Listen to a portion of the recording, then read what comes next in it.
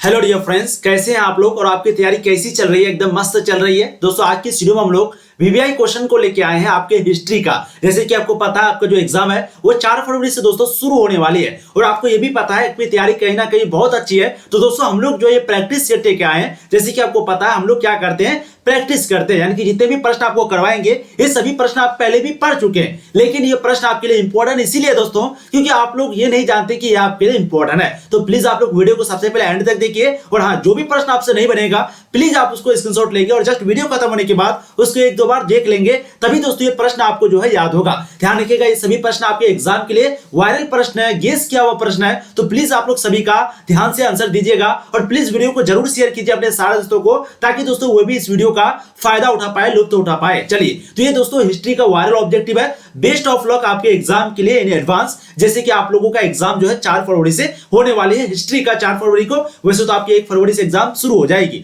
चलिए, first question देखिए आपके स्क्रीन पर। लोधी वंश का अंतिम शासक कौन था? 2011 का एनुअल एग्जाम में पूछा गया प्रश्न है और हम लोग जानते हैं लोधी वंश का जो अंतिम शासक था दोस्तों वो इब्राहिम लोधी था। क्योंकि मैंने आपको बहुत अच्छे से पढ़ाया था कि 1526 में जो एक लड़ाई हुआ था, जिस लड़ाई का नाम है प्रथम युद्ध, किसका? पानीपत का। तो पानीपत का जो प्रथम युद्ध दोस्तों वो कब हुआ था? वो 1526 में हुआ था। और ये जो लड़ाई है वो किसके बीच? इब्राहिम लोधी के बीच और बाबर के बीच हुई थी। ठीक है, पूछा जाता है कि जो पानीपत की जो युद्ध है वो किसके बीच हुई थी? इब्राहिम लोधी और बाबर के बीच। कब हुई थी? 1526 में। और उसी के बाद इब्राहिम लोधी की हार हुई और उसी समय लोधी वंश खत्म हो गया, यानी कि दिल्ली सल्तनत खत्म हो गया। तो राइट सर आपके ऑप्शन सी हो जाएंगे।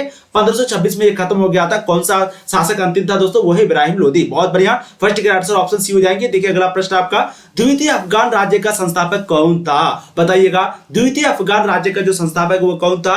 बिल्कुल इसके राइट सर जाएंगे दोस्तों, वो है शेरशाह सूरी। तो सेकंड के राइट सर आपके ऑप्शन ए हो जाएंगे। अब देखिए अगला प्रश्न क्वेश्चन नंबर 3, काफी इंपोर्टेंट प्रश्न आपका। आमेर के किस राजा ने अपनी पुत्री का विवाह अकबर के साथ किया था? भारमल, भगवान दास, या फिर मान सिंह, या फिर राय कल्याण मल? बताइए। बिल्कुल थर्ड के आपके आंसर आएंगे दोस्तों, वो है भारमल। ध्यान रखिएगा, आमेर के भारमल राजा ने जो है अपनी पुत्री का जो विवाह है वो अकबर के साथ किया था। तो राइट सर आपके ऑप्शन ए हो जाएंगे। अब देखिए अगला प्रश्न क्वेश्चन नंबर 4, अबुल फजल की जीवनी आईनी अकबरी के किस भाग में वर्णित है? आपको पता है अब आईनी अकबरी की जो रचनाकार है वो कौन है? अबुल फजल है। तो बताइएगा अबुल फजल का जो जीवनी है वो आईनी अकबरी का कौन से भाग में लिखा गया है? द्वितीय भाग में, चतुर्थ भाग में, तृतीय भाग में, पंचम भाग में? बिल्कुल दोस्तों 4 के आप राइट सुनेंगे, वो है पंचम भाग में। अब देखिए अगला प्रश्न क्वेश्चन नंबर 5, आप लोग फटाफट सभी क्वेश्चन का आंसर देने का प्रयास कीजिए और प्लीज वीडियो को लाइक कीजिए, चैनल को सब्सक्राइब कीजिए अगर आप पहली बार आए हैं तो। बहुत बढ़िया, देखिए अगला प्रश्न क्वेश्चन नंबर 5, किस ग्रंथ में कृषि, खेती की जुताई, करों की वसूली, राज्य व जमींदारों के संबंध में विस्तृत जानकारी मिलती है? यानी कि पूरी जानकारी, पूरा ब्यौरा जो है कौन से किताब में, कौन से ग्रंथ में मिलती है? आईनी अकबरी में,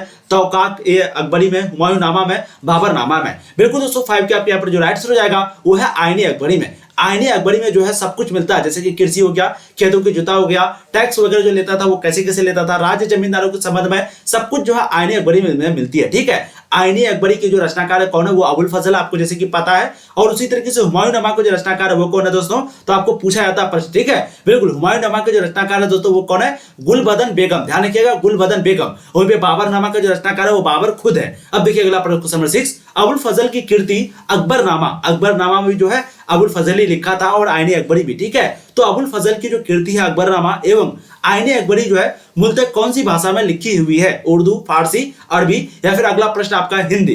तो बिल्कुल इसके आंसर यहाँ पर हो जाएगा वो है दोस्तों फारसी भाषा में। ठीक है, तो अबुल फजल की जो कीर्ति है एक अकबरनामा और एक आईनी अकबरी, जिसको हम लोग आइन भी बुलाते हैं। ठीक है, आइन भी बोलते हैं उसको। तो दोस्तों ये दोनों जो है फारसी भाषा में लिखी हुई है। बहुत बढ़िया। अब देखिए अगला प्रश्न क्वेश्चन नंबर 7, अकबर की आलोचना जो है किस विद्वान ने की? फिरदौसी, बरनी, बदायूनी, मिन्हाज? बिल्कुल 7 की दोस्तों राइट आपको जाएंगे वह बदायूनी ने अकबर की आलोचना की। देखिए अगला प्रश्न क्वेश्चन नंबर 8, किस राज्य को हम्पी के नाम से भी जाना जाता था? बिल्कुल दोस्तों राइट आपको जाएंगे वो है विजयनगर को। विजयनगर को जो है हम्पी के नाम से भी जाना जाता था। राइट आपके ऑप्शन डी हो जाएंगे। मौर्य वंश का जो संबंध है वो दोस्तों वो किससे था? पूछा गया प्रश्न आपका, तो बिल्कुल अशोक से था।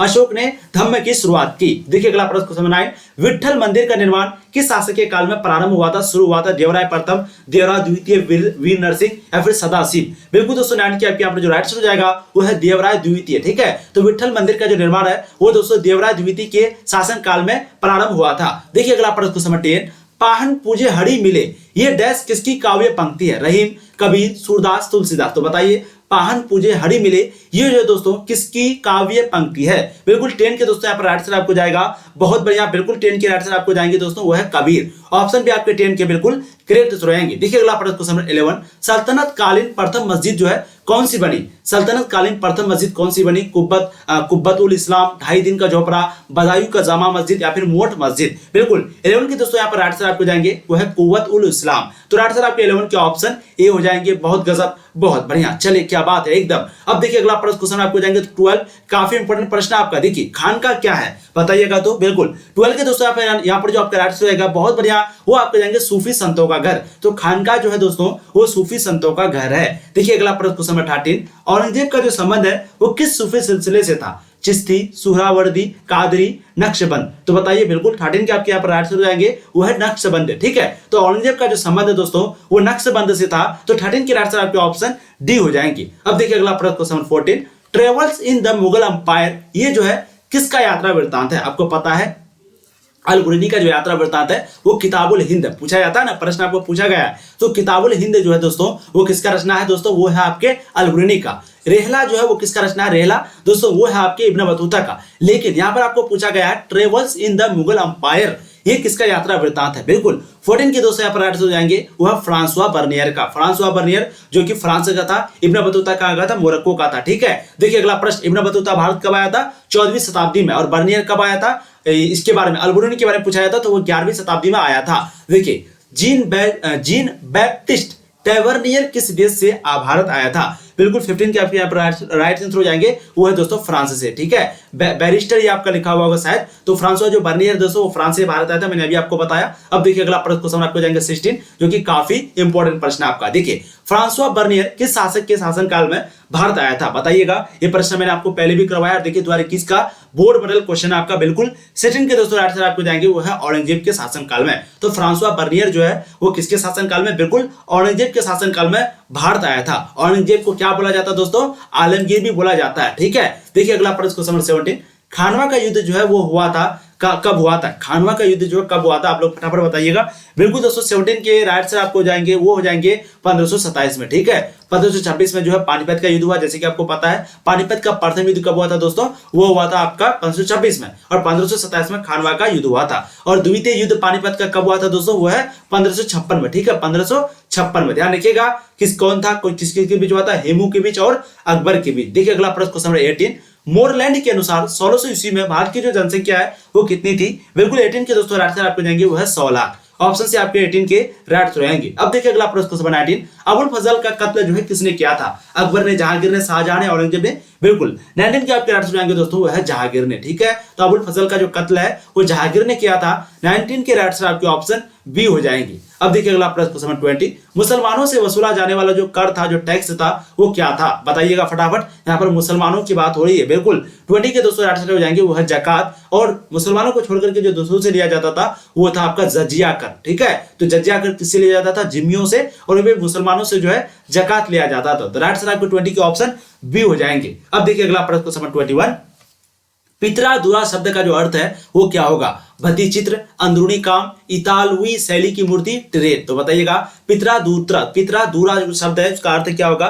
21 के दोस्तों बिल्कुल आपके राइट हो जाएंगे, वो है अंदरूनी काम। ऑप्शन भी आपके 21 के बिल्कुल राइट हो रहेंगे। अब देखिए अगला प्रश्न क्वेश्चन आपको जाएंगे 22, मार्को पोलो ने 13वीं शताब्दी में किस स्थान से चलकर चीन और भारत यात्रा की थी? Venice, Paris, bone, Berlin? बिल्कुल 22 के दोस्तों राइट से आएंगे, वो है वेनिस से। मार्को पोलो ने 13वीं शताब्दी में जो है वेनिस स्थान से चल करके चीन और भारत की यात्रा की थी। देखिए अगला प्रश्न क्वेश्चन 23, जो कि काफी इंपॉर्टेंट प्रश्न आपका, निम्नलिखित वर्गों में से किसे उपनयन संस्कार अधिकार नहीं था? ब्राह्मण को, क्षत्रिय को, वैश्य को, शूद्र को? बिल्कुल 23 के दोस्तों प्यार जो राइट आंसर आपको जाएगा वो है शूद्र को। राइट आंसर आपके ऑप्शन डी हो जाएंगे क्वेश्चन नंबर 23 का। बहुत बढ़िया। अब देखिए अगला प्रश्न आपके समक्ष आपके स्क्रीन पर, बोगजा कोई नामक स्थान जो है वो कहां पर स्थित था? अफगानिस्तान में, आर्कटिक प्रदेश में, एशिया माइनर में, ईरान में? तो बोगजा कोई नामक जो स्थान है दोस्तों वो कहां पर स्थित था?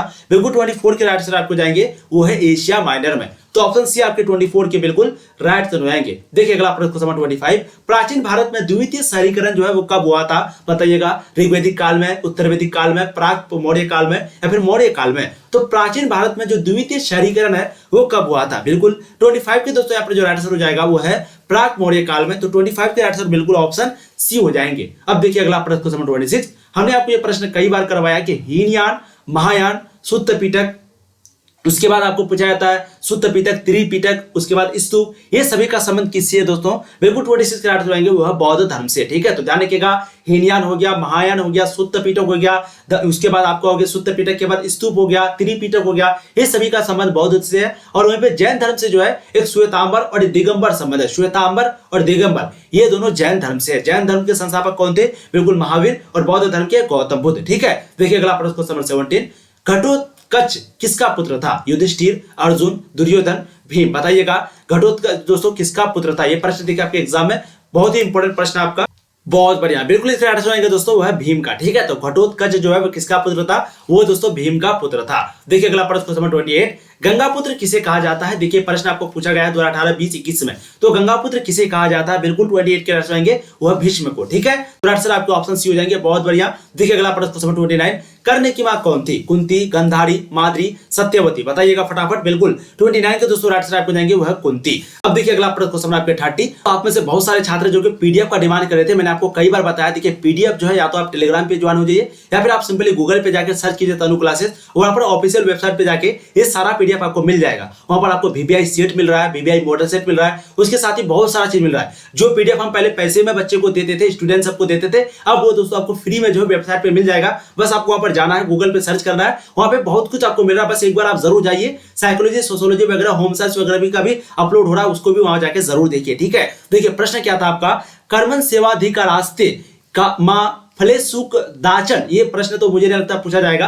30 के आंसर क्या हो जाएगा बोलेगा आप लोग, बिल्कुल आपको जाएंगे दोस्तों वह द्वितीय। ठीक है, ये अध्याय में कौन से अध्याय में वर्णित है, तो द्वितीय में, उतना इंपॉर्टेंट प्रश्न नहीं है। अब देखिए अगला प्रश्न आपका क्वेश्चन 31, द्वितीय नगरीकरण के नगरों को क्या कहा जाता है, ये प्रश्न आपको पूछा गया प्रश्न है। बिल्कुल 31 के आंसर आपको जाएंगे दोस्तों वह है लौह युगीन नगर। ठीक है, क्योंकि आपको पता है जब हड़प्पा सभ्यता था उस समय लौह मतलब कि लौह बिल्कुल भी नहीं पाया जाता था। पूछा भी जाता है कि कौन सा धातु है जो कि हड़प्पा सभ्यता में नहीं पाया जाता था, तो वो है लोहा। ठीक है, लेकिन यहाँ पर प्रश्न क्या पूछा, द्वितीय नगरीकरण, तो हड़प्पा सभ्यता के बाद वैदिक सभ्यता आया और उसी को दोस्तों लौह युगीन नगर कहते हैं। तो आंसर आपके 31 के ऑप्शन सी हो जाएंगे। अब देखिए अगला प्रश्न क्वेश्चन 32, भारत का प्राचीनतम ज्ञात अभिलेख कौन सा है, बिल्कुल 32 के दोस्तों यहाँ पर आंसर हो जाएंगे वो है वोकजाकोई का अभिलेख। तो ऑप्शन से आपके 32 के राइट आंसर रहेंगे। देखिए अगला प्रश्न 33, मेगास्थनीज किस यूनानी, मेगास्थनीज किसके रचनाकार है, बिल्कुल इंडिका के। ठीक है, तो मेगास्थनीज जो है वो किस यूनानी शासक के राजदूत के रूप में पाटलिपुत्र आया था, सिकंदर, फिलिप, सेल्यूकस, डिमेट्रियस। ठीक है, 33 के बिल्कुल राइट आंसर हो जाएंगे दोस्तों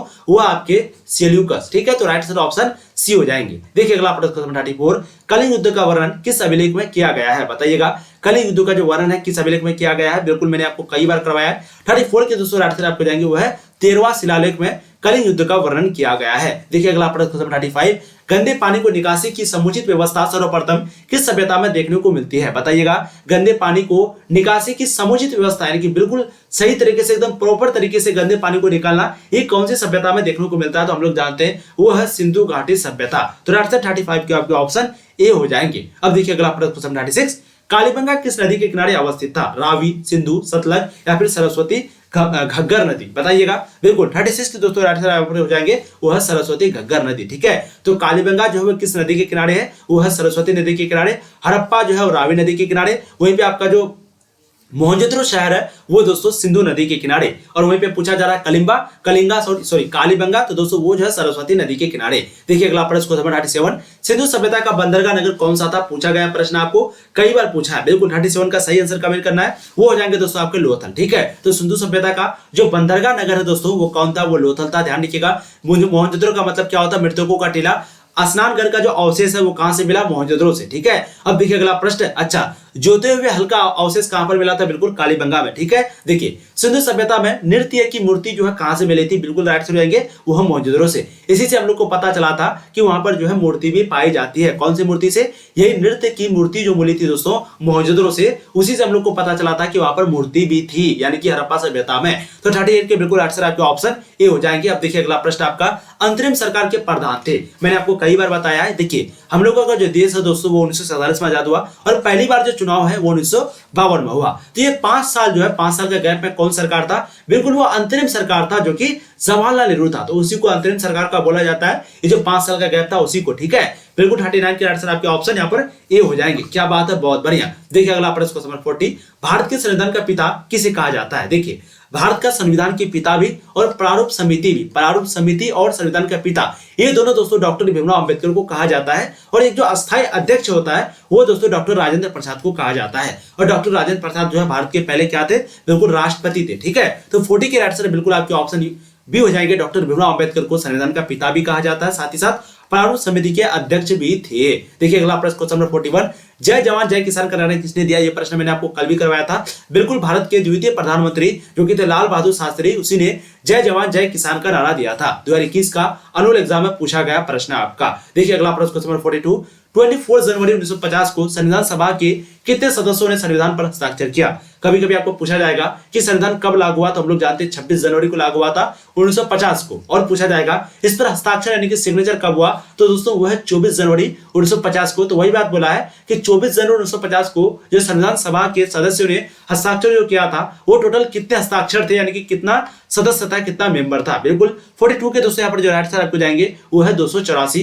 राइट आंसर आपके ऑप्शन सी हो जाएंगे। अब देखिए अगला प्रश्न क्वेश्चन नंबर 43, कश्मीर में जनमत संग्रह का जो निर्देश सुरक्षा परिषद द्वारा किस वर्ष किया गया था? बिल्कुल 43 के दोस्तों आपके यहाँ पर राइट आंसर हो जाएंगे वो है 1948 में। जनमत संग्रह का मतलब क्या हो गया? कि आप लोग भारत के साथ रहना चाहते हैं, पाकिस्तान के साथ या फिर अलग, तो दोस्तों वो ही है जनमत संग्रह। तो ये कब हुआ था? बिल्कुल ये हुआ था 1948 में। राइट आंसर 43 के आपके ऑप्शन सी हो जाएंगे। अब देखिए अगला प्रश्न क्वेश्चन नंबर 44, व्यक्तिगत सत्याग्रह में कौन शामिल नहीं थे? बताइएगा, विनोबा भावे, सरदार पटेल, जवाहरलाल नेहरू या फिर जयप्रकाश नारायण। तो व्यक्तिगत सत्याग्रह में कौन शामिल नहीं थे? बिल्कुल 44 के दोस्तों यहाँ पर राइट आंसर हो जाएंगे वो है जयप्रकाश नारायण। तो ऑप्शन डी आपके 44 के बिल्कुल राइट आंसर हो जाएंगे। अब देखिए अगला प्रश्न क्वेश्चन 44 45, क्रिप्स मिशन भारत जो है कब आया था? अगस्त 1940 में, मई 1940 में, जनवरी 1942 में, मार्च 1942 में। तो बताइएगा क्रिप्स मिशन जो है भारत कब आया था? बिल्कुल 45 के दोस्तों यहाँ पर राइट आंसर हो जाएंगे वो है मार्च 1942 में। देखिए अगला प्रश्न क्वेश्चन नंबर 46, कांग्रेस अधिवेशन 1947 में देश के विभाजन को स्वीकार करने का प्रस्ताव जो है